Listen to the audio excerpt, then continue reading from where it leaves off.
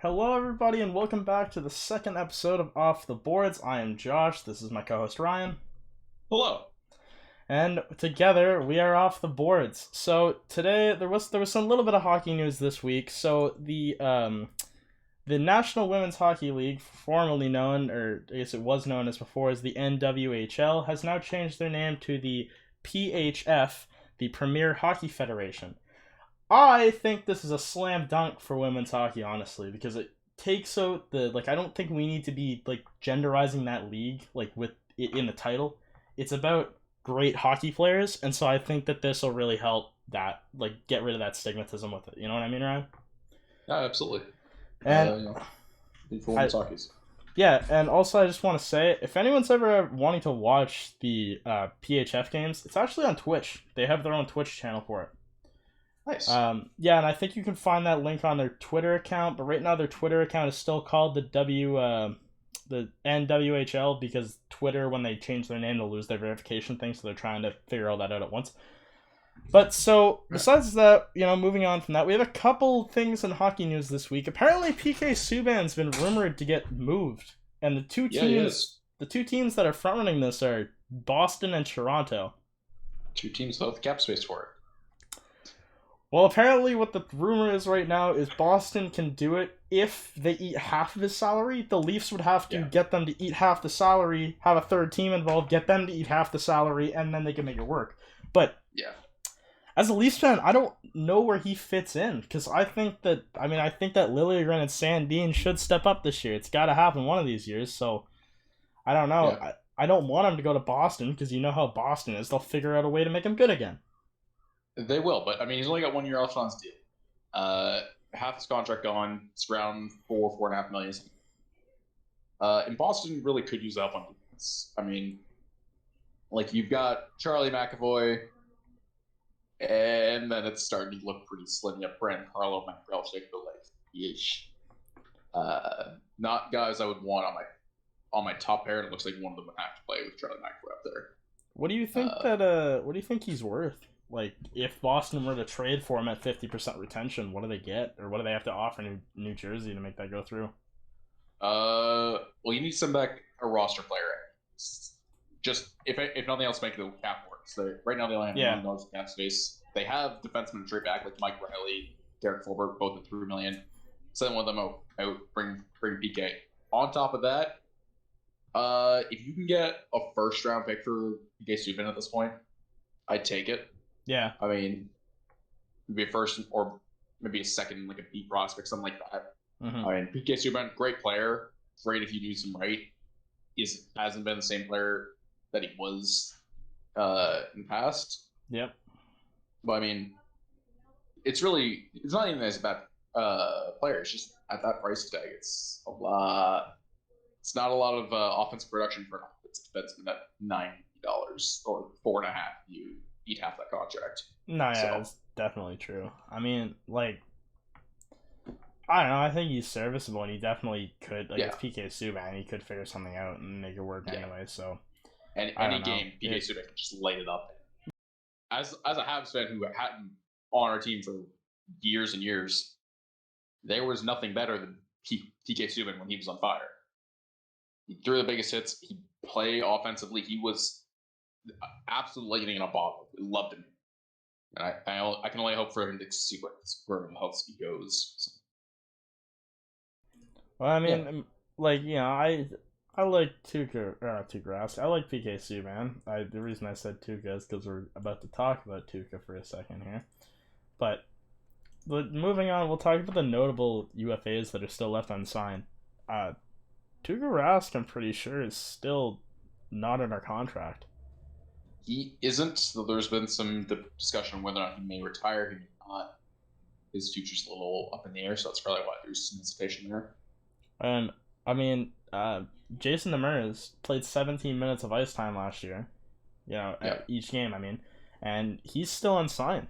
Do you think there's a spot for him on an NHL roster? There has to be, right? I mean, he was playing 17 minutes a night. Where last year? Arizona. Yeah. With 4 points in 41 games. I mean, 33, he might still have something left in the tank. Yeah. I don't know. I mean, 17 minutes as a defenseman still. So it's minutes. You need minutes. I think somebody could take a chance on him, but maybe still be. I mean, you still got like Travis Zajac, still looking for a contract. Who 20 points last year. Like he's still got stuff left to do. Just wasn't worth the $7 million what they was being paid. I think. Yeah, I think that it or 5.7. Sorry. Yeah, I think they can definitely make it work. Yeah. Other than that, there's not a ton of guys here. I mean, you still got Devin Dubnyk. It's unsigned. He's still a serviceable backup at this point. I think Sammy Vatanen finds a spot somewhere. Yeah, I mean, you'd think so. Like 6 points, 39 games, but like, it's still pretty young. He's 30 years old, you know. Yeah, and I just want something there. I also want to say I'm pretty sure we're still waiting on the Zach Parise deal to be announced. Like we know that he's going to the island, but I don't think we've seen the terms of his deal yet. I believe that came out last week.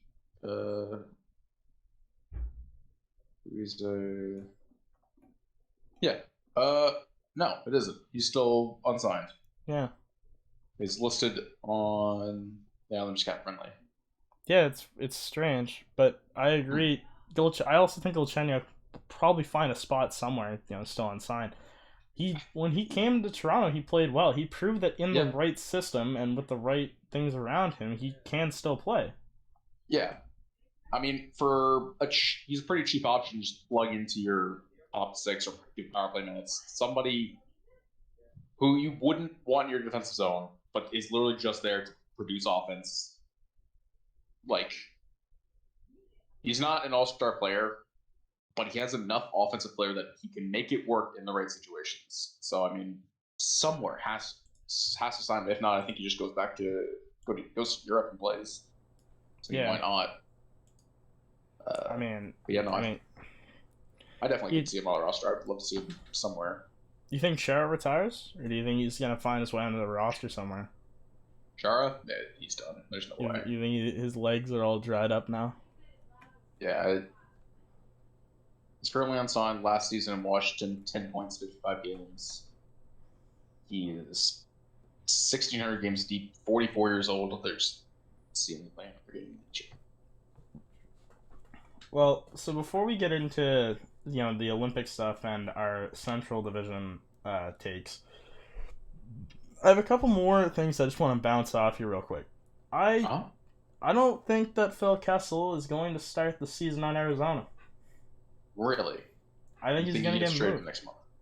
Next month he gets moved. Yep. I think that there's going to be a day, Ryan, where there's like 5 trades like rapid back to back before the season starts. 5 trades back to back before the season starts, really? I think so. It maybe not back to back, but I think like within a span of a week we're going to see like 5 trades blow up.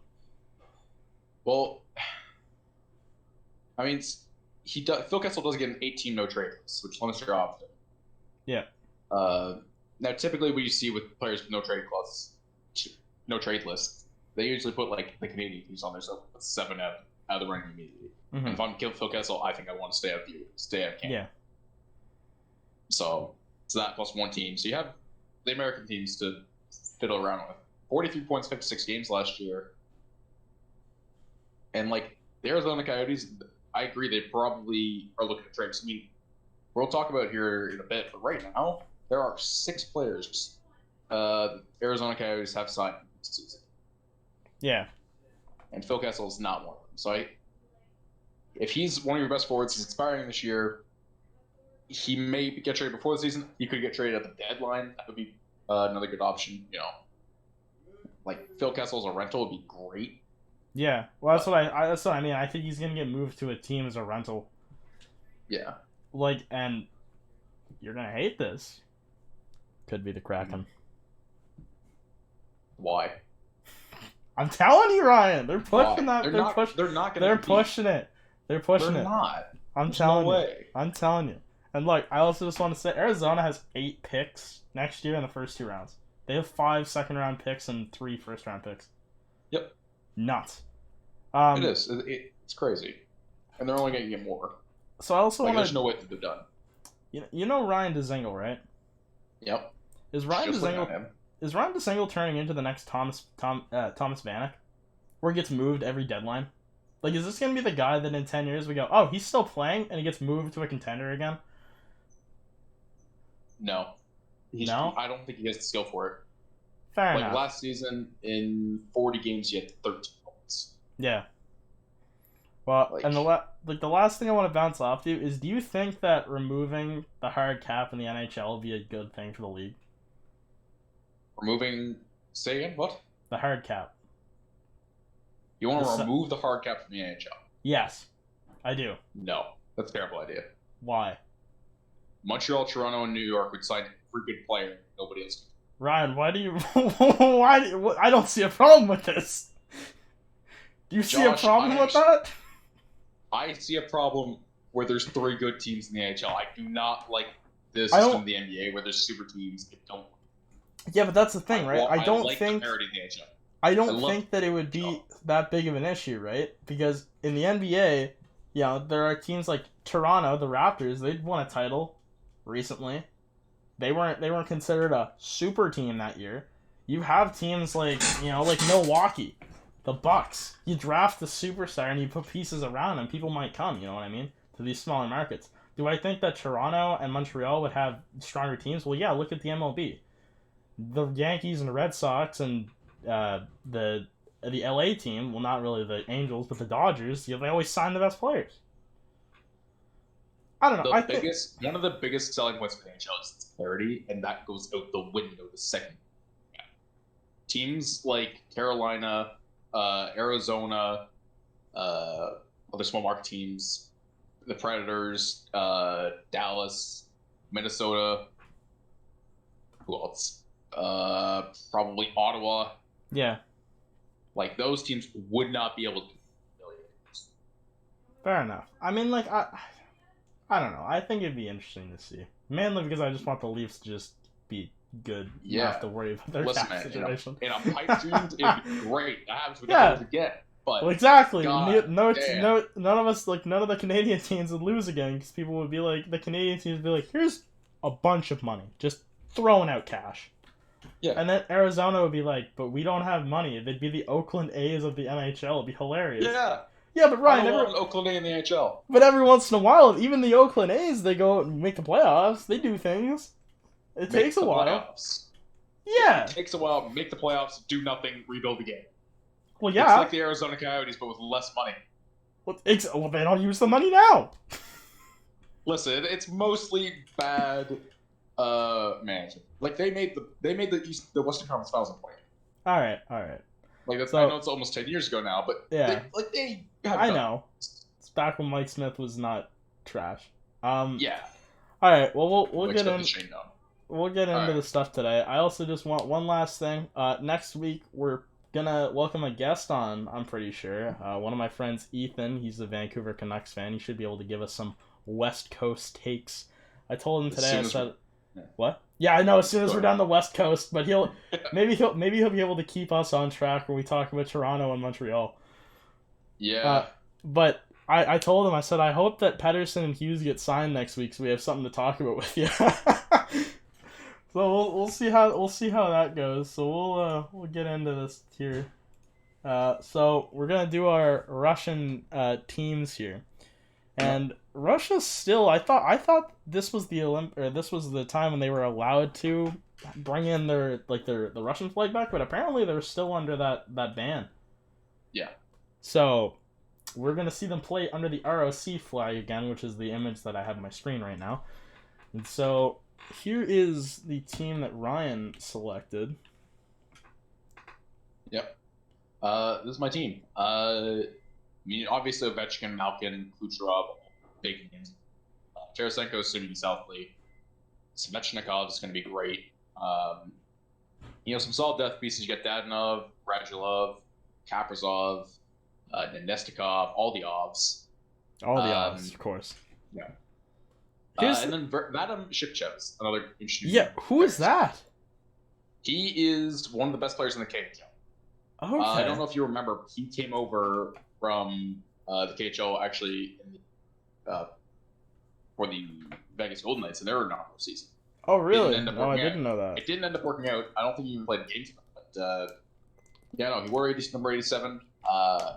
He's a very skilled player. He just didn't like the idea of playing for the NHL teams because they wanted him to play in the HL, get used to the American stuff. Yeah. Size rinks.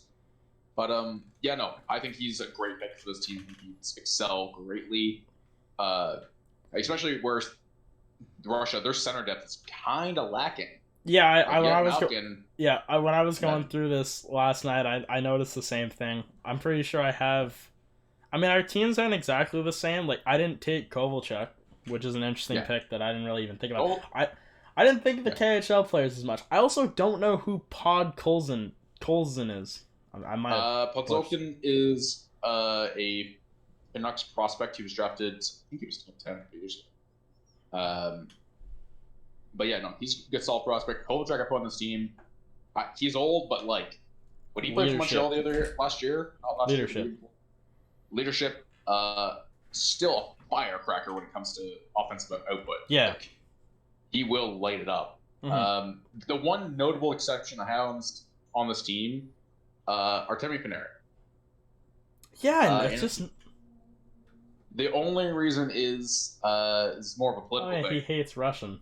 He hates Putin. I just thought about that. He called out Putin a few months ago. He had to take time off from the NHL to go to Russia.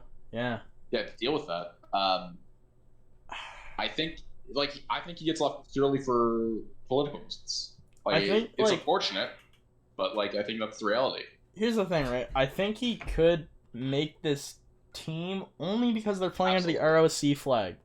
Because I have them on my roster, but they're not playing under the Russian flag. They're playing under the ROC, right? So maybe, maybe. Here's the thing. I don't know if it's gonna be he doesn't want to play, or if they don't want him. Because I'm pretty sure Ovechkin's buddy with Putin. Yeah, him and Putin are pretty close. I think, realistically, you don't see just the Russia does not want him on this team. The other notable exception on this team is center. Actually, it's Kuznetsov. Who's banned from the NHL. He's banned from international competition for what? For what? Scandal. There was cocaine scandal for the nose thing. Yeah. Is he actually banned? Yeah. He's not allowed to play in international competition. I need to look this up. I'm making sure I'm not crazy, but.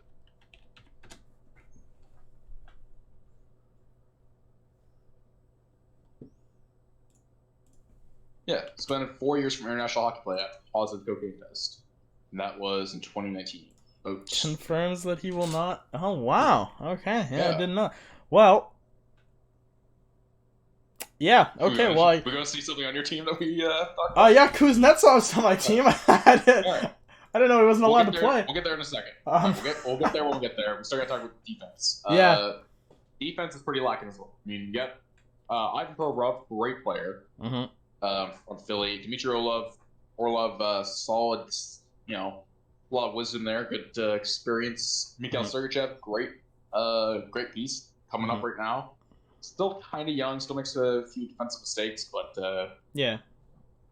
still solid piece. Look at that contract though. Golly. Yeah. Tampa. I mean, it's only a bridge deal. But... I know. I hate Tampa though. Fuck. Yeah. God damn. And then the rest are just basic depth pieces. And then there's goaltending. Yeah. Andre Vasilevsky, your starter. I'm about to say, you think Bobrovsky's going to start over him? Nah, that's just a I got you. Vasilevsky's absolutely the starter. And it's between Bobrovsky and Shesterkin to be the backup, I think. I mean, you still have Sorokin, and there's a few other guys you could put in there. But I think he'll probably be Shesterkin. All right, it's yours. Let's see my botched lineup here. As you can see, I have Kuznetsov playing on line 1 because I didn't know he was banned. So I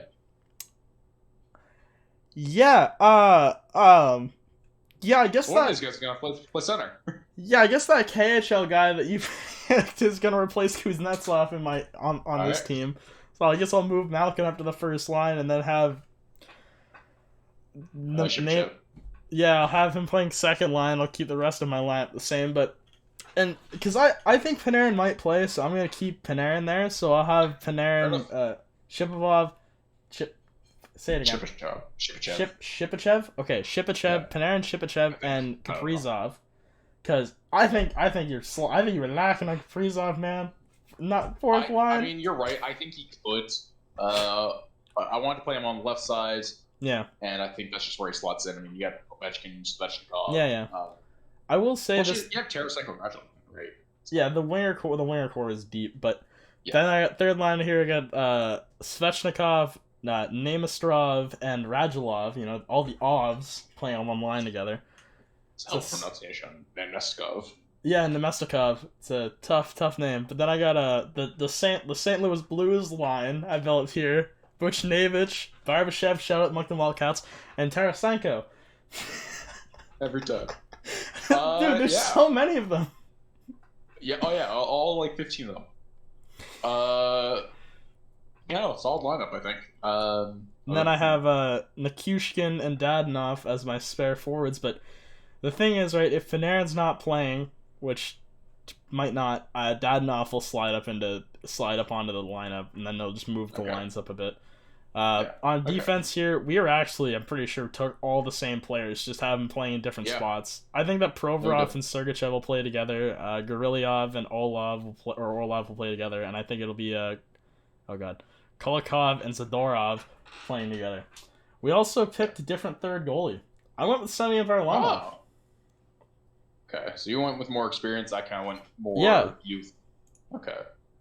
Because I don't know. I think that's the thing. I was kind of going for that. You know, I think that they're gonna probably go with the more aged player here because I mean they don't really have a lot of age on that team if you look.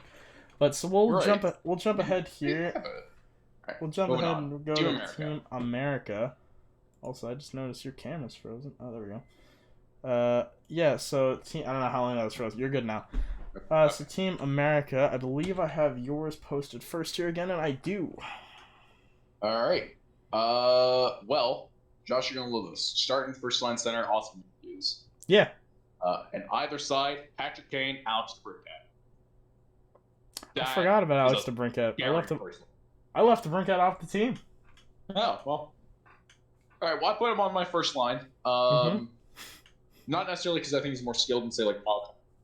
Though I think he might be. But him and Kane on the same line, so Matthews, that's a scary first line. Yeah, when I was looking at the American players, I didn't realize how hard it was going to be. There's a lot of good American players. Yeah. I had like an entire lineup, and then I remembered, oh hey, Pavelski, Kessel, Wheeler, all the old ones. Yeah, exactly. I actually took I had Jack Hughes on this lineup. I had to take him over just because I didn't think he'd fit with Phil Kyle. Ryan, you're lagging here a bit. Alright, I guess we're having some technical difficulties here. Ryan, hold on. Okay. We're having some technical difficulty. Okay, I got you back now. All of a sudden, your stream just cut out and you were lagging.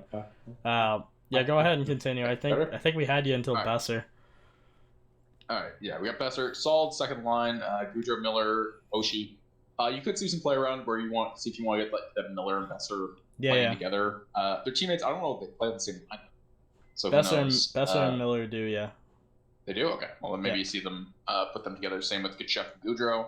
Play around the lines a bit. And then you get, I put both Kachucks on here. Yeah, I think both solid players. It is scary. I favor the idea of putting Kachucks on the same line rather than Goudreau and Kachuk. Yeah. That's really up to a coaching decision. Then you have Pavelski and then Wheeler, Kessler, forwards. Oh, Blake Wheeler. This is such a solid forward group, I think. Yeah. Honestly, like I didn't think the American team was that good, and then I started going through their forwards, and I'm like, there are a lot of really, really good selections here. And I'm looking at it, like going up and down in your forward core, we do have some changes.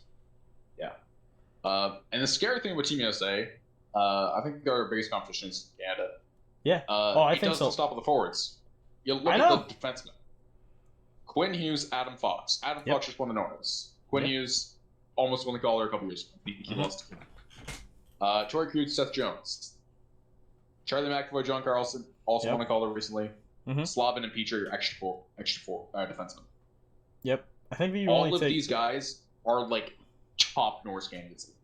I think we only take one extra defenseman, not two. But I have a feeling that if that's the case, you take Petrie because you're a Habs fan. Yeah. Honestly, I could see a situation where they maybe take one less forward and take 2 defensemen extra. Yeah, that's also true. Just because there's so many good defensemen you have here, and you typically see defensemen play more minutes just by the nature of the game. Mm-hmm. So I could see them maybe bring more defensemen because they can, and Yeah. that would let them rest certain guys more often. Mm-hmm. Yeah, no, that's scary defensive core. All top Norris candidates in the last couple of years. Did Krug and McElroy play on the same line when they were in Boston? I believe they did. I believe Krug was McAvoy for a bit. Because I think that if that's the case, I think that Karlsson moves up to the second. I'm kind of surprised you had him on the third pairing there. I think we're sleeping on Karlsson just a little bit. I mean, you could probably move him up ahead of Seth Jones, but like Fox just won the Norris this year. I know, but Karlsson, I think, won it the year before. Yeah, he was on pace for like 100 points at the beginning of the year. I mean, other than that, I mean, Hellebuck, Gibson, and Demko. They have solid goaltending, too. Sorry, Karlsson did not win the trophy. I believe he got beat up by It's my bad. But yeah, no, like, God, that's a solid defense. And then there's goaltending. Yep. Hellebuck, Gibson, Demko. This lineup is ridiculous. Yeah. I can't wait to do Canada A and B because I still think the B team can beat this team. You're crazy. I think A will probably beat this team. Our only problem is I think our defense is a bit weaker, and our goaltending might be Here's the thing. Their defense puts up points. The only shutdown guy they have is Seth Jones. Connor McDavid can dangle around all these guys. They don't have a Connor McDavid like we do. I'm gonna remember that next time we talk about Matthews. Moving on. Matthews is a Connor McDavid. I'm a Leafs fan. Matthews is not. Connor McDavid could score 200 points next year, and I wouldn't even flinch. I wouldn't even flinch. I'd be like, this. He's that good. He's that guy. So I don't think he'll score 200 points, but yeah, you're right. He's that guy. We'll go on here to my lineup, I guess, unless you have something else to say here. Okay. Was there something else you wanted to say about your team? Or? No, I was all done. Okay. So, I took Pacioretty. Kind of surprised you left him off your lineup, to be honest. I did leave him off my lineup. I remember when he was playing for the Habs, there was some contention with him. Team USA management typically they didn't like him. They didn't put him very highly. I think I don't know if there's really space for him. Fair enough. So I have him playing with Matthews and Kane because I think Matthews and Kane speed-wise can carry this line, and I think Pacioretty's just gonna have to put his stick on the ice and be in the right spot. Yeah. So then, that's a perfect situation for Pacioretty. Jack Eichel could play in theory. He's got to go and get that surgery done. If he doesn't play, then you'll see TJ Oshie move into the lineup and Eichel gets moved out, of course, and then the next forward's probably gonna be like if I was to take another guy, I'd probably take Pavelski and put him at the center spot there. So then on the third line, I kept the Tkachuk brothers together. You can't not. Like, they're too good. It sounds like the thought of them together hurts me inside, but it's so good. Yeah, and then you left Kevin Hayes off your lineup too. I'm a little bit surprised about that. There's just so many good I know, there's so many good forwards. Like, I'm going through this, and I'm looking, and I'm like, oh yeah, there's Brady Tkachuk. Oh yeah, there's Kevin Hayes. Oh yeah, there's Jake Gunsel. Like, and so, but here's the one thing. There's a lot of good forwards for Team USA. Good, solid top six forwards. Yes. There aren't a lot of truly great players. No, these guys can all score goals. That's where you'll see the difference between Team USA and Team Canada. We'll talk about Team Canada a little bit. We both have them playing, I have TJ Oshie as a spare. I'll be honest, part of the only reason I put TJ Oshie on this team is because what he did in Sochi. Sochi. Yeah. And then Gunsel as the other spare. I think it's a solid lineup. I'll go on to defense here. So Torrey Krug playing with John Carlson. I think John Carlson's just... I know Adam Fox just won the Norris, but I think Carlson's got that experience over him, so I still think he's going to be that guy in one. So then I have Adam Fox playing with Seth Jones. Just nasty. I took Justin Falk, and I put him with Jeff Petrie. I think Petrie's going to make this lineup, and I was surprised you had him as a spare. My Meister got took Kevin Shattenkirk. He led Anaheim's scoring last year, their defensive scoring last year. Yeah. I think people are sleeping on Shattenkirk just a little bit, and I think he brings that grit and that veteran that this team will probably need. Looking at who they have. There's a lot of egos on this team that are going to have to be put aside. So, we both took two of the same goalies, Hellebuck and Gibson, but you know me, baby. I love soup! Give me soup! Homer. Oh. You know it. Of course, man. I had dope every time you fucking I had to take Campbell. I had to. He is great. Hey, Ryan, he lost 4 games all in the regular season last year. 4 games. He's crazy. Like I can't sleep on him. He's that good. He's that guy. So I still think this team is going to be really good. I think the Russian team's really good, but I feel like we've been building here. Finland, then to Sweden, because I think Sweden's better than Finland. I think Russia's better than Sweden. And I think this team is better than the Russians. But I think it's going to be an absolute brawl going into the Olympics, especially with, we still haven't done Team Canada, and I think they're going to be the strong favorite. So, yeah. We'll get in here to the old Central Division. So this year we're seeing that Arizona moved over into the Central because we brought in Seattle. The Kraken, exactly. So I did this lineup. Not very proud. There's not a lot here. Like, that's a rough looking lineup. You know what I just saw? Okay, Clayton Keller, good player. I still believe had a rough year. Needs to turn it around. I'm not going to spend that much time on this team because they're what? I'm pretty sure he didn't. Did he not? 35 points in 56 games. Not okay. Yeah, he was that for 7.1. I think he could do a little bit better than that. On Arizona. Okay, fine. They have on this team. They have a lot of guys who I would consider are buyout players. Andrew Ladd, Louis Eriksson, Antoine Roussel. Even Jay Beagle's contract. That's pretty rough with a modified no move clause. But I also there's not a lot here. Ryan Dzingel is their spare guy. I see Dmitry Yaskin, though. Shout out the Wildcats again. Played with Philip Deneau and Barbashev when at that same time. They were crazy on the power play together, man. I'm telling you. Philip Deneau played point. It was nuts. Nasty. Defense, Jacob Chychrun. That, if Seamus Gostisbehere can turn it around, which I don't know if he can, it doesn't look bad, but, I don't know. The Antoine Strawman sweepstakes, I think he won't end the season on this team. I think he'll get moved to the deadline. He has a modified no trade clause. This team isn't going to end the year on this team. Yeah, I'm pretty sure I heard rumors last week that Chychrun might be on the move because he's getting fed up with what's going on there. And if that happens, man, they are screwed. They're tearing down the rebuild before they finish the rebuild. That's how bad this team is from top to bottom. I believe Chychrun was actually pretty good friends with Christian Dvorak, who they just traded in Montreal. I think that's probably why he's a bit miffed.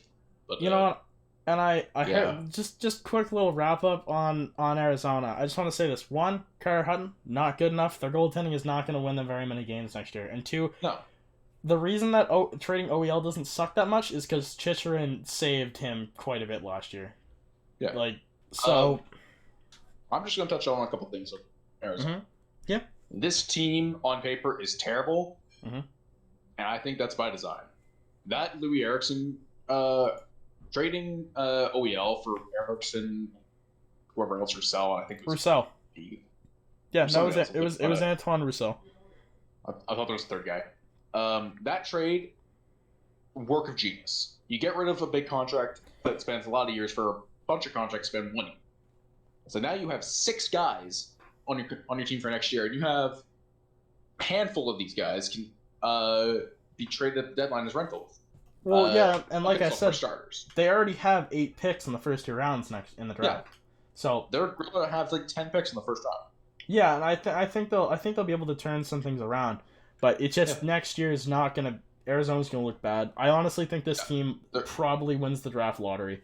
Yeah, this is a tank commanding team. Like, yeah, this is probably the worst. Other than Buffalo, this is probably the second worst roster in the NHL right now. Yeah, and I think if you're an Arizona fan, all three of them are probably all three of them are probably happy right now. They realize we have no commitments. Anything can happen. Wow, the only commitment they have is to Nick Schmaltz and Clayton Keller, which... Yeah, and Jacob Chichrin, who, if you're out of commitment to 3 players, that's not 3 bad players to start a rebuild. No. I'm being honest. They're all... Nick Schmaltz Field's 25, Keller's 23, Chichrin's 23. Like, you know what? This is a decent looking cap-friendly page to be rebuilding off of. Yeah, exactly. Right. Well, you know, they're not going to be terrible, but... So, we'll get in here to the Blackhawks, who... Interesting offseason. Yeah. Interesting. They lose their Duncan Keith was an assistant, so they lose Duncan Keith. Yeah. I think he was the longest tenured Blackhawk at that point. Now it's Taves. Yeah. So there for a long time, won 2 Stanley Cups with them. 3. Yeah, because he was there in that 10 run. Yeah, that 10 run was dirty. I believe he won Conn Smythe in 2013. I think so. Oh yeah. I'm pretty sure you're right. But you know, money moves. All you take is you did this lineup, but 2015 Conn Smythe. This lineup. I mean, it looks pretty solid for a team coming out of their dynasty after slight rebuilds. It's still kind of working it out. You have Jonathan Toews coming back this year. He was injured all last year, so I think that'll be great for you. You have Tyler Johnson coming in, who it's a big contract, but I mean, you take it. He's a good player. Fleury, who you got for nothing. You just got a Vezina winning goaltender for nothing. Can I just say this? You know what I hate? In the CBA, which I haven't read, but I've read this part of it. You cannot trade someone for nothing. But they somehow, by the conditions, were able to trade him for nothing. Nothing! Not even a seventh! They traded a player. Did they? They traded a player, and then the player got bought out immediately. Oh. What? Yeah, they traded him for a roster spot. I hate Vegas. There was a clip floating around, and I forgot to put it up on the screen, but you know how they had that sword going through Robin Leonard's back a few years ago? It was Fleury's back, actually. It was Fleury's? Yeah, it was Fleury's agent that put that in. Oh, I thought that they... Sorry, I thought it was Leonard. Well, they posted it again. After he got traded, booted. Yeah. What's his name? What, Walsh? I can't remember his first name. Walsh. Yeah, hilarious. Funny guy. I was listening to the STP podcast the other day. For those of you who don't know, Steve Dangle podcast, great podcast. They had him on. Funny guy. Like just horribly funny. And he talked about I don't want to go too much into this, but he basically was saying like what he would do if he was commissioner, and it was completely eliminate headshots. Completely. If you headshot intentional, unintentional penalty, you're done. That's it. Yeah. He's like, I want to make the game safer for the players, and I'm like, that's respectable. You know what? Not a terrible change. Like that. No, exactly. So I'll let you continue here on the Blackhawks. All right. I think that's a great point. Going back. Yep. Tyler Johnson, Dylan Strome, who's looked great. Perfect Doc, great. A few other good pieces here. You got Seth Jones on defense, who you just brought in. Signed him to one hell of a deal. $9.5 million for, I believe it's 7 or 8 years. What is it? 8 years, $9.5 million. No move clause the entire time. I also think I forgot to highlight this, but I think Jake McCabe also just got brought in. I believe you're right. I believe he was on Buffalo. Yeah, he just got signed by them this year. So I think that's a solid signing for them as well. Yeah, great signings. The Seth Jones contract is going to bite you in the ass for 4 years, but other than that, Ryan, only 4? How many years do they have Duncan Keith signed for? If it's only 4, that's not that bad. I just, I want to. There's one change that I would make to this, and it would be move Tyler Johnson where Kirby Dack is and flop him. That'd be the only change I'd make to your lineup. Yeah. Because I think the lines. Yeah, of course. I think a lot of my lines are just kind of rough estimations. I mean, it really does come down to the coaching. If they want Kirby Dach to play more center, give him those two lines. If they want to play him on the wing, put him on the wing. I'm gonna butcher this pronunciation again. I didn't know they signed Jahari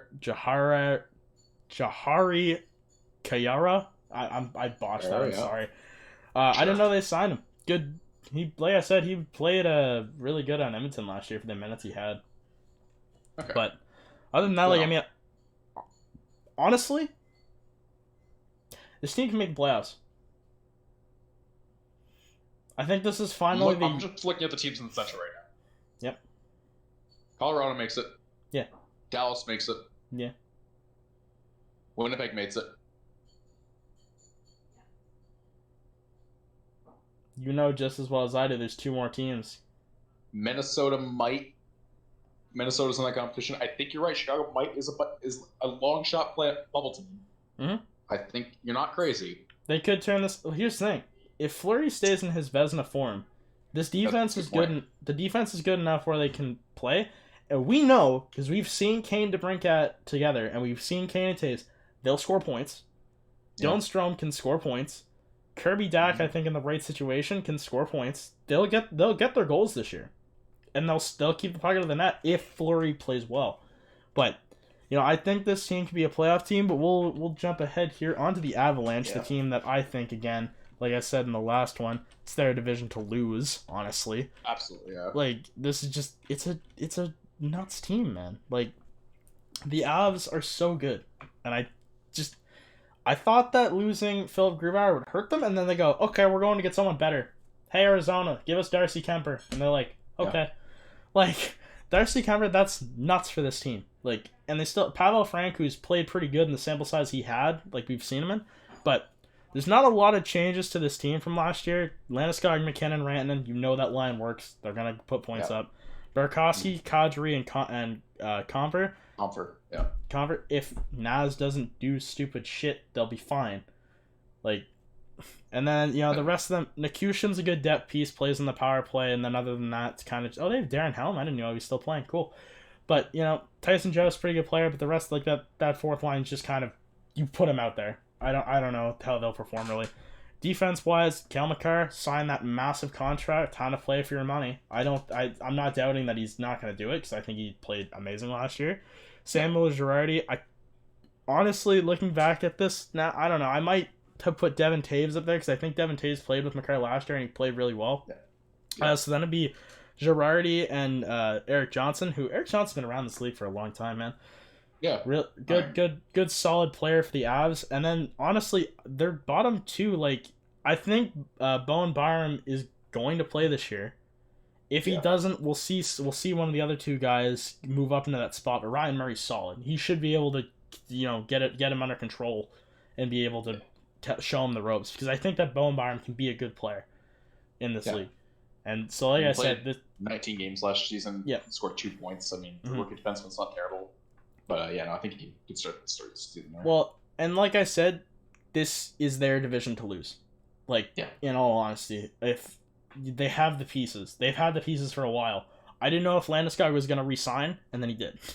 So, and I mean, like, they got some decent contracts on this team. I mean, Nathan McKinnon's still under contract for 2 more years at 6.3. 6.3?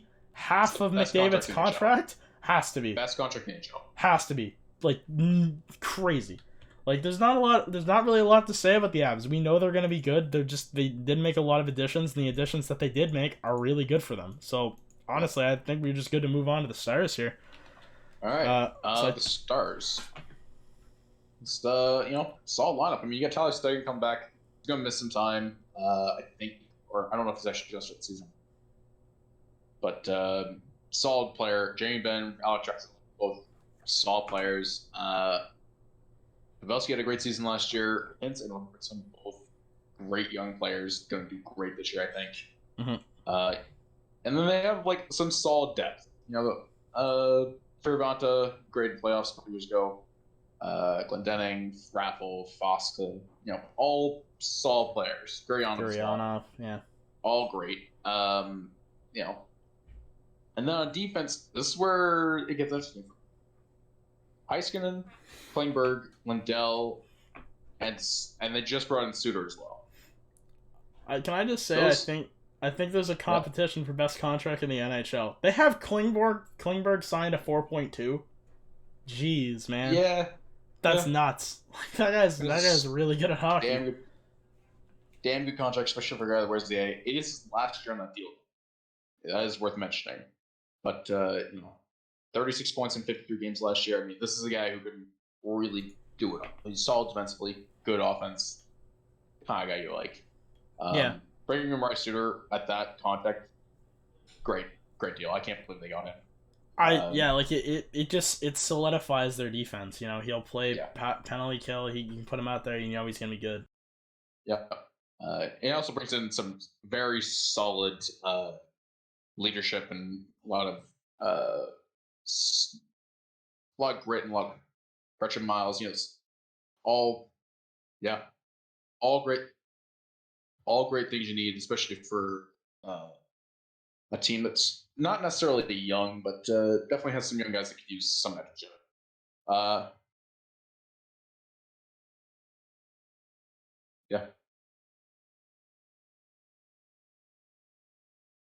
Mm-hmm. And then in net, you have Ben Bishop and Anton Khudobin and Braden Holtby. I think Bishop is, assuming he's starting, to be your starter. But Ben Bishop has glass bones.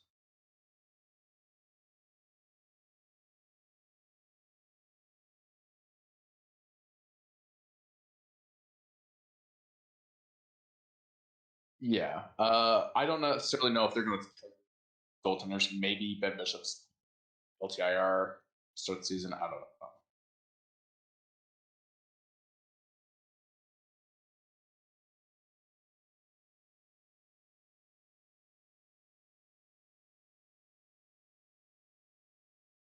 Yeah.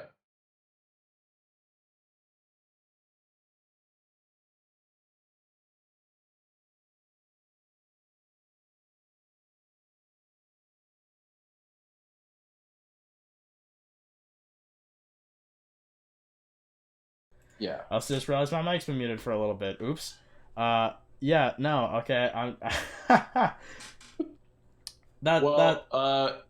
Gist of it was Ben Bishop. Yeah, I'll take it back to this because I don't know how long I've been muted for. I'm just gonna say this because I don't know if it caught this. Heiskanen and Lindell will be better players defensively because of Ryan Suter. Mark my words right now. I don't know if I said that or not when I was muted. I feel really bad because I haven't muted for that long. I was taking a drink of water, but yeah. So I also. Yeah, like I said, Ben Bishop, glass bones. I was talking about Holtby and stuff. I said the thing is that I was thinking that if they're going to move one of the goalies, that's what it would look like to me, it'd be Holtby, but they just sign him, so they're not going to trade him immediately. Unless they think that, my opinion on this is they're going to carry one forward and one defenseman and then run the three goalies, and then inevitably when Ben Bishop gets hurt, you have someone to lean on that's not just Antoine Khudobin. We still don't know if Ben Bishop's going to start this year. So I think in the meantime, you have Holtby. Starter, hope he's back up. Still, I think that covers it's a little bit up in the air with them, but I think they're a playoff team. I think that covers everything that the gist of what I said when I was muted. I'm sorry. I hope that I feel bad now. It should be all of it. What's the word? What's the word I'm saying? Unprofessional. It's unprofessional. Yeah, no, right. But we'll be fine. So moving on from this team, who I don't know. We'll get into our playoff picks after, but we'll go to the Wild here. I believe this was me. Yeah. The Wild lineups would have been me. So, got Matt Zuccarello playing with Joel Eriksson Ek and Kaprizov. I think Kaprizov take 9. It's all good. I think he's gonna take 9. Yeah. I think it'll be 9 by. I think I have him 9 by 6 would be what I think he's gonna take. There was a rumor. I'll see if I can find it. All right. Keep going. Yeah, so then I have Kevin Fiala playing with Victor Rask and Hartman. I mean, that, like you said in the first podcast that Joel Eriksson Ek won or was up there for the Selke last year, so you know that first line's going to be solid. Zuccarello and Kaprizov and Ek are fine. The second, goal scoring in this team might be a little bit harder. Fiala, Rask, and Hartman, I don't know if how many points they're going to be able to produce, but, Then we got the third line here. There's not really a lot of notable players. I mean, Marcus Foligno's on this team, and Frederic Gauthier, the GOAT, still playing in this league. I also didn't know they had Bukestad on this team, but I mean, like, I don't think goal scoring is really going to be this team's specialty unless Kaprizov just goes out and goes, you know what, 100-point season. Like, he'd have to really carry this team hard offensively. Defensively, I actually don't hate the defense on this team. Jonas Brodin, Jared Spurgeon, solid. Alex Goligoski, great player, aging a little bit, still serviceable, I'd say. And Matt Dumba, really good. Like, I love this team's top three. Brodin, Spurgeon, Dumba, just solid all around. The bottom three, I'm not gonna say I'm worried about it, but they're like the bottom guys are Kulikov and Ben. I know they're serviceable and they'll be able to play in those minutes fine. And Goligoski, and then I also highlighted Capo Kakanainen because I think he's gonna start over Talbot this year. Yeah. Like, the sample size we saw from him last year was really good. So I think, believe it. I don't know. I think this is one of the fringe bubble teams. I don't even know if this team will make the playoffs. I think they'll be fighting for it. Like, they'll be in contention just because goaltending and defense, but offensively, this team is Kaprizov. That's really it. Unless I'm he gets to grow. Yeah, but that's what I mean. It's not gonna say it's a one-line team, but offensively, it kind of feels like that's what they're gonna be. So the good news is Eric's next assault defensively, but yeah, and I mean, like I said, there's not really a lot to say about this team. So like that's kind of just it. It's Kaprizov or bust essentially. Yeah. So I did see the rumor. There is a rumor that Kaprizov will sign for 5 years, $45 million. Five by what? Sorry. 5 by 9. Oh, cool. So I was actually pretty close. Look at me go. That's the rumor. So get on to the Wilds here. Nashville. Mm-hmm. Nashville. There are some pieces in. They're pretty interesting. You have Forsberg, Johansson, Tolvanen as your first line, and then you have Duchesne, Kunin, Grimaldi. Mm-hmm. The center depth, there's some questions around there between Johansson. Didn't have a lot great years the last couple of years. Granlund is he's just solid, a little bit overpaid maybe, but pretty solid. Mm-hmm. And then there's Cody Glass. Cody Glass, they got in the recent trade for Ryan Ellis. He got traded. It was Glass. Ryan Ellis goes to Philadelphia. Nashville gets Cody Glass and Philip Meyer, and the Vegas Knights get Nolan Patrick. That was the trade. Yeah. We were confused about it in the last episode. I just wanted to clear it up. Yeah. That's a good point. Solid trade for Nashville, I think. For Glass, Myers, a little bit of a downgrade on Ryan Ellis, but you can take it. Shout out to all my homies in New Brunswick, Philip Meyer. Yeah, much fucking boy. I'm pretty sure he's only the second active New Brunswick NHL player. I could be wrong, but I'm pretty. Actually, there might be three because Lucas Cormier got drafted a few years ago. He's from Bathurst, I think, somewhere up north. Yeah. Speaking of Philip Myers, though, your defense looking Yossi, Myers, Ekholm, and then some other guys. Fabro's pretty decent, so is both Richie, but yeah, I mean they're serviceable. That's the thing, right? I don't know what this team is trying to do. I think that they're getting to the point now where they're gonna start tearing down. Yeah. It's they have Saros, UC Saros. Yeah. Good, really good. Yeah, but I mean that is the thing. Start of last season they were kind of falling off, but I mean Saros down the stretch really kind of carried them. Yep. They're a bubble team still in my mind. I don't know if it's going to tear it down just yet. The other problem is with Johansson and Duchesne deals. I don't know how you do. Here's the thing. I think this division is a lot of bubble teams. I think there's only 2, maybe 3, 2 guaranteed teams, and the third one maybe. I don't know. There's not a lot really to say about this team. Johansson and Duchesne got to step up. You got to play for that money, and it needs that's what needs to happen. Unless you're gonna really depend on Cody Glass this year, which could happen. We could see Cody Glass shoot the lineup and see Duchesne or Johansson move to the wing spot, maybe. But yeah, I don't know. It should be really interesting to see what they can do this year. They also signed Big Save Dave, British. Not solid backup. He'll go in there and be serviceable for the games they put him in there. And I don't like. Yeah. I just I'll go on to this for a second. I don't hate their defensive core. Like Philip Meyer is a downgrade at the moment. He could potentially end up being better or a little worse than Ryan Ellis. Especially playing with Roman Josi. Exactly. Roman Josi, Ekholm, Nashville's known for the defense. You've got guys there to help better. So, I think probably one of the better defensive cores in the Central. Yeah, it's Nashville that's been known for the defense for a while. Exactly. We'll jump ahead here to the Blues. All right. I don't know where I put them. You did this lineup, right? I did do this lineup. A lot of wingers on this team. So, we got David Perron playing with O'Reilly, and I'm assuming Tarasenko is going to be back, and he's going to get back into form. I have a good feeling about Tarasenko. So, solid first line. Gonna put up points. They'll go out there and be solid. Brandon Saad, Braden Shen, and Buchnevich, again, solid lines. They're solid forwards. I think they'll produce. The third line, even Barbashev, shout out to Moncton Wildcats again. Sundqvist and Jordan Kyrou, however you pronounce it. I don't know really a lot about Kyrou, but I know he's he's an RFA. He's a younger guy. I think this will be a line that will compete as one of the better third lines in this division. It's just gonna be for them to line match. I think it's gonna be really to their benefit. And even their fourth line, not a lot of super standouts. Tyler Bozak just signed his contract 2 days ago. Yesterday, I think it was yesterday actually. I just saw that. And so we could see Kyle Clifford move up into this spot maybe on the fourth line if they really want to go full grit, because this is kind of just a gritty line that you're gonna just put out there. And I don't hate it. And we'll go on to the defensive side here. Justin Falk with Baranko. Or do you have something to say? Yeah. Just one thing on the offensive list. There's one notable guy I don't see on here. Robert Thomas. He's currently an RFA, but assuming they sign him, where do you think he goes? He's a winger, right? Right wing center. It's tough because I don't hate the top six group on this team, right? Maybe Saad moves down, because I'm pretty sure David Perron played better than Saad did last year, so maybe you see Saad get pushed down. Maybe that pushes Barbashev onto that center spot on the fourth line, and maybe then we see Tyler Bozak sit.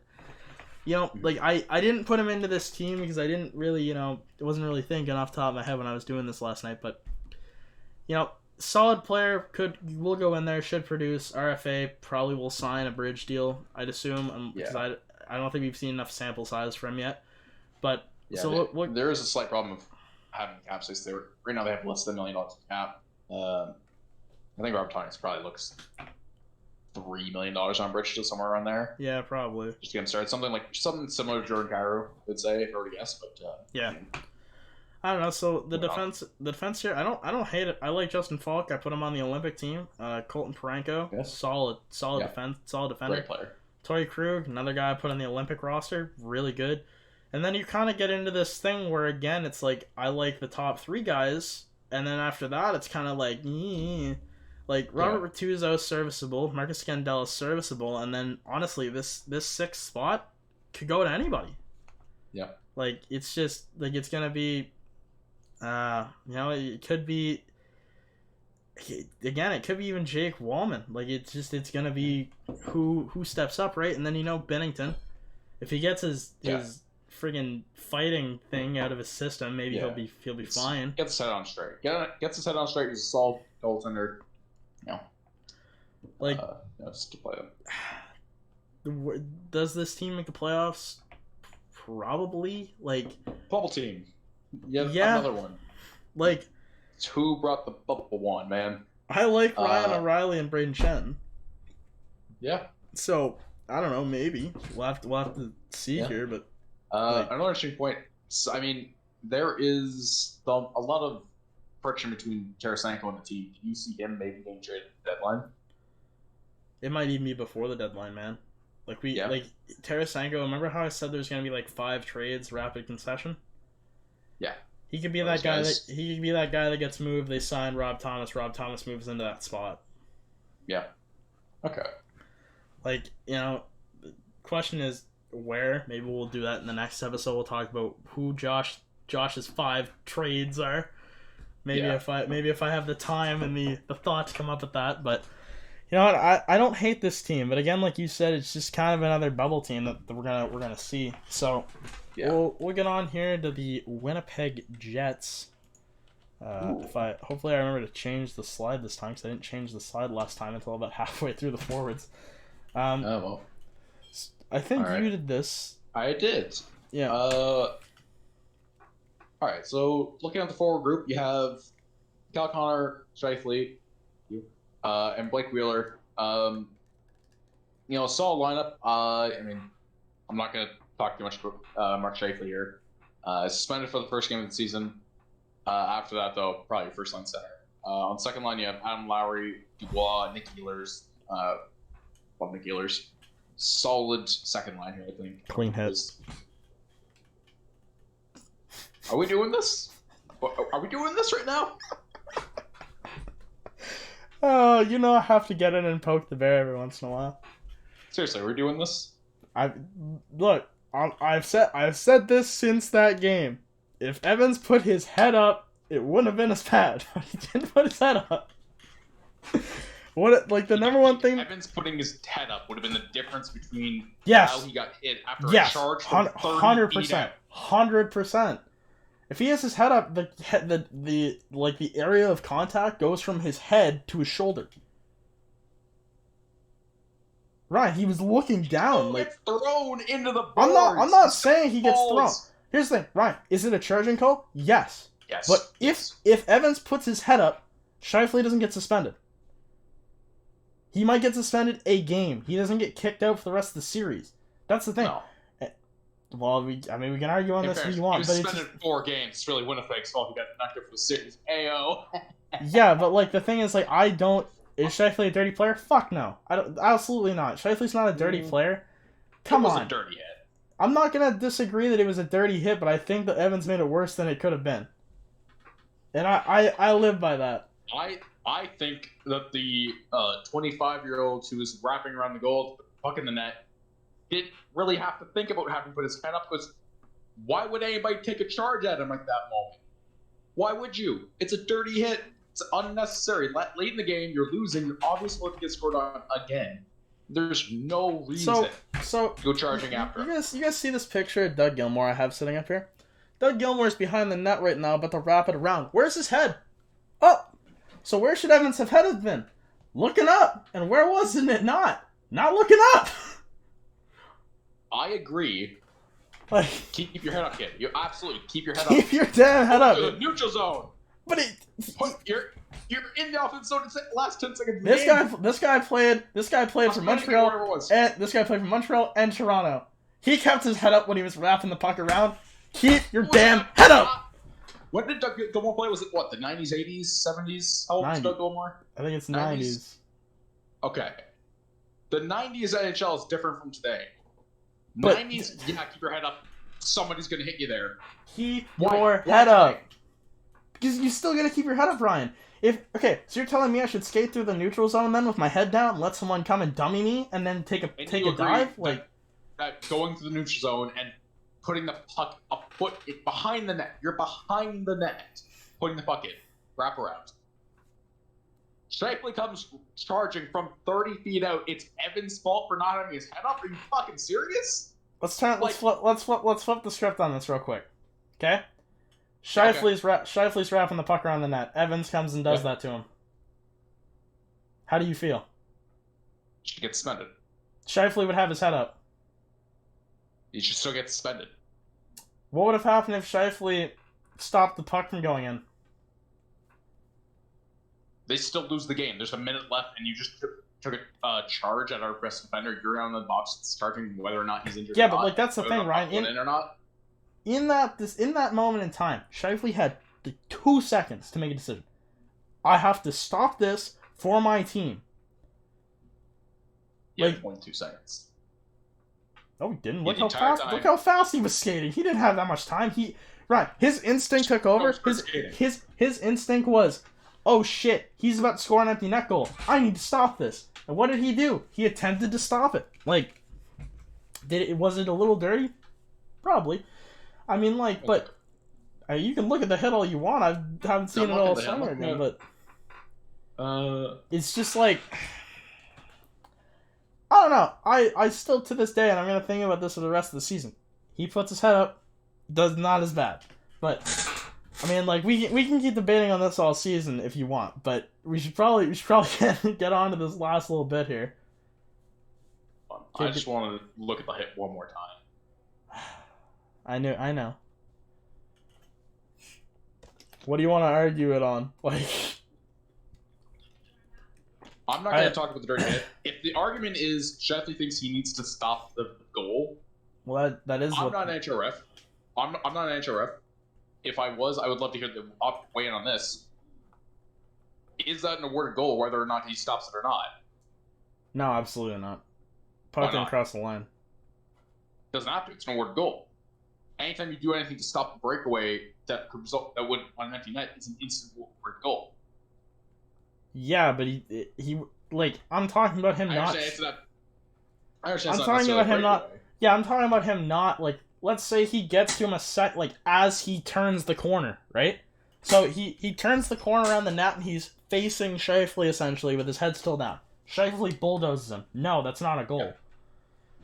Like that to me is the only way that Scheifele stops that from happening is if he catches him before he does the wrap motion.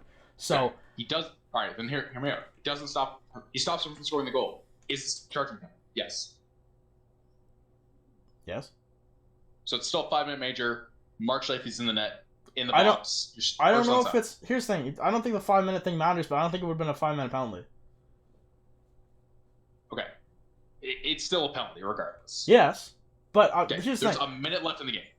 Yes, but Ryan, here's the thing. If Scheifele does that and gets the 2-minute penalty instead of the 5, doesn't get suspended. He in that situation he probably doesn't get suspended, and that could have been a different series. In the first two series you guys played in the playoffs, credit to the Habs, but here's the thing. Top 2 centers from both teams got hurt or got suspended or hurt early. Like, you know, that changes the outcome of the series. I know it's hockey and it's the playoffs and the way she goes, but like I'm just saying, at the end of the day, those two things happen. Not getting into the series. It doesn't. If Mark Scheifele's in the box, doesn't change the outcome of the game whether he scores or not. It's still going to be a win for the Montreal. You put your first line center in the box, you're not winning that game. Yeah, but here's the thing, right? You're still going to get scored on. Well, it looks better as a team, as a collective. If Scheifele went down there and stopped it, it could have, been that game-changing moment, or not the series-changing moment. That could have been the pivot right there. Yeah. Not to mention, I think whether or not the puck goes in, it's still a charging penalty and it's still suspension. I don't think it's a suspension. If he caught him on the wrap part, or if he caught him on like the turn, I don't think it's a. I don't think he would. Still charging. It's charging, but I don't think it's a suspended charging. Because I don't think the hit would have been as bad. I think part of the reason the hit was as bad is because where he was standing on the ice when it happened. Like...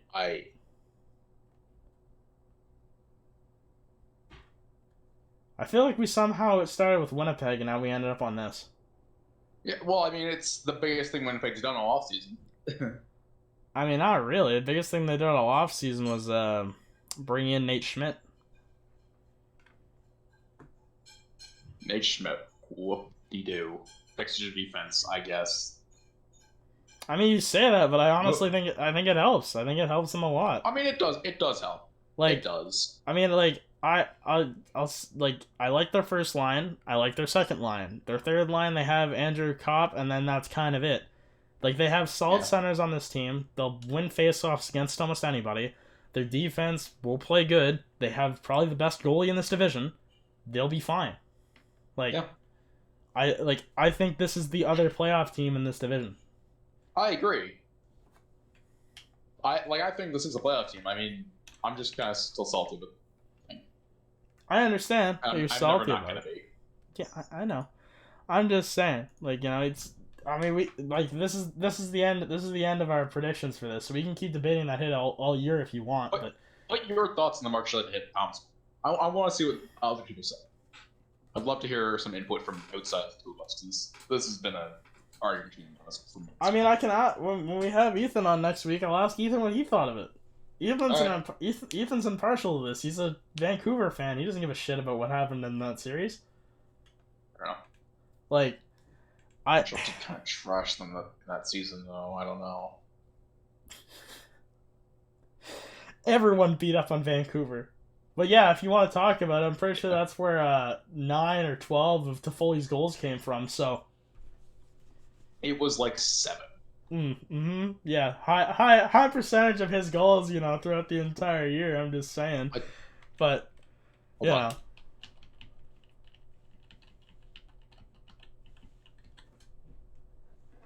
That was weird. My light turned off. Stupid smart light. So stupid smart lights. We'll looking at the division lineup right now. Yeah. Colorado and Winnipeg are 1-2. I'm pretty sure, at least for me, my prediction for this. And then it's a toss-up. 3 more teams are going to make it out of here because I'm giving them both wildcard spots. I give them probably 1. I mean, in the last video you said in the last one you said you're giving them 2. And then we looked at the Central Division. It's not as strong as I thought it was. I still think this is better than a lot of the other teams on the other coast. Yeah, I'm not going to be surprised if 2 of them are from the Central. I also am not going to be surprised if the Pacific still won. And I think that those 3 teams, I think St. Louis will fight for that spot if they get things figured out. Maybe not. Now I'm thinking about it. Yeah. I'm going to give it to Chicago. I'm going to give the 3rd spot to Chicago. Okay. And then I think it's going to be a fight between Dallas, Minnesota, Nashville, and the Blues for those last 2 spots. And I'm going to give the edge to Dallas and Nashville. Yeah, I mean, it's Colorado and Winnipeg, 1-2. Yep. And then it's Chicago, Dallas, Minnesota, and St. Louis, I think. And maybe Nashville. It's Winnipeg and Colorado 1-2, and then everybody but Arizona is going to be competing for the other spots. Yeah, but I honestly think the odd team out, it's the bottom 2 are Minnesota and the Blues. Like, I think they're going to be the teams fighting. I think that Nashville, after what they did with UC Saros last year, where he just took off and put them in the playoffs, I think they'll be fine. And then Dallas was the team that got booted out because they were in a really tough division last year. Yeah. So, I don't know. I think it could be those teams, and then I think that Minnesota and St. Louis are going to fight it out. It'll be interesting to see. I think this division breakdown is going to be awesome at the end of the year. Yeah. But, I mean, we'll have to come and see that as it goes. Yeah, exactly. Well, I mean, we definitely kept it a little bit shorter than last week. An hour and 13 is what I'm showing here. Yeah, all right. So we have the division, 2 of the divisions broken down so far. Next week we'll be tackling the Metro division with some help from from my good friend Ethan. We'll also go over our Team Canada picks for 1A and 1B, and I still think that 1B is probably going to be able to compete if they win. Me and Ryan had some interesting debates today, talking about that hit. We'll continue going. I had to poke the bear. I had to get in there and say that clean hit. Mark Scheifele is now at least the 2nd most hated man in Montreal. Who's 1? Chris Kreider is still 1. Chris Kreider it doesn't happen. We probably would. All right. Well, me and Ryan are gonna be at each other's throats if we keep going here, but yeah. This has been off. This has been off the boards. I am Josh. That's Ryan. We appreciate you guys all watching and listening on YouTube and Spotify. Episode 3 will be out next Wednesday because we're recording these on Tuesdays. If you guys liked the video, if you guys really liked it, consider giving us a subscribe or maybe even a follow on YouTube and Spotify. Yep. And comments always help. You guys want to see something? Maybe give us tips. Anything, we'll take it. We'd love to hear your input on our rosters, especially Mark Scheifele. I'd love to do some stuff about that. Anything else? Ryan if you liked it. Ryan just wants you guys to harass me in the comments. Essentially, is what he's saying. I do. I need somebody to back me up on this. Fair enough. Frankly. Well, I think that's about it. Like I said, I've been Josh. This has been Ryan, and we have been off the boards.